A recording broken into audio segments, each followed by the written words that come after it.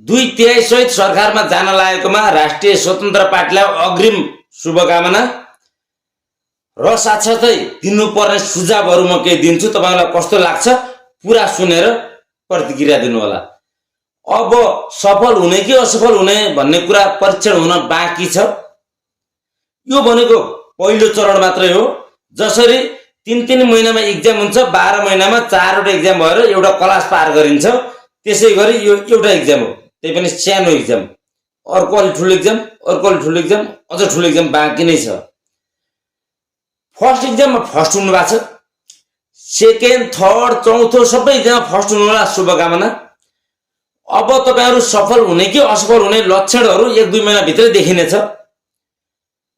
1-2 महिना भित्र तपाईहरुले यदि यो देश बचाउनको निमित्त संविधानमा भएका नकारात्मक चीजहरू अथवा नकारात्मक बुँदाहरू वा माथि सकारात्मक भएर पनि तल घुमाएर लगेर वा तर र अथवा कुनै न कुनै बाहनामा घुमाइएका चीजहरू काट्ने गरी अगाडि बढ्नु भयो भने एउटा। अर्को, यो देश बिना अभिभावक चल्दैन है।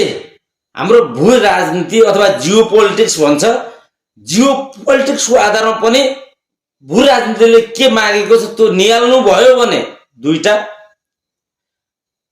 त्यसपछि यो चाहिँ 2046 पछि बहुदलीय बहुला दलको नाममा आएको यो अनावश्यक जनतालाई एक आपसमा लडाउने गरी आएको यो चीज पछिको भ्रष्टाचार छानबिन गर्न कसिनु भयो भने 3टा।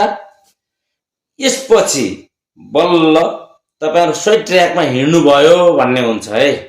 पहिलो एक्जाम पास गर्नु भएको छ, दोस्रो एक्जाम हुन्छ तपाईहरुको संविधानका धाराहरू, तेस्रो एक्जाम हुन्छ एमसीसी लगायत जुन जति पनि राष्ट्रियवादी सम्झौताहरू छन् यसलाई यहाँभन्दा ओभर कार्यान्वयन नगरियोस्। पहिला पुरानाले जे गल्ती गरे त्यो नदोहोर्याइयोस् अथवा पुराना गल्तीको भन्दा बढी बढाएर नदोहोर्याइयोस्। अर्को, यो देशको माटोले के खोजेको छ यो खोजेर निर्णय गरियोस्।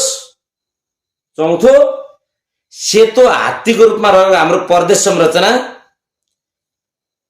खुवाउने अनावश्यक तलबले नेपालमा उद्योग कल कारखाना खोलियोस्, नेपालमै भएकोलाई स्वरोजगार बनाइयोस्।